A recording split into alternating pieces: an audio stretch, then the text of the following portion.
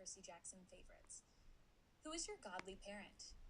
Which character do you wish you could be? Which character do you wish you could date? Who is your favorite god? Do you think you would fit in better at Camp Half-Blood or Camp Jupiter? If you had to sacrifice one character to the cause, who would it be? Pick your favorite couple or ship. Jason. If you could go on a quest with any two characters, who would they be? What did you think was the worst part of the Percy Jackson movies? If you could only keep one series, would it be the Percy Jackson series, the Heroes of Olympus series, or the Trials of Apollo series? Who is your favorite monster or foe in the series? And what is your very favorite Percy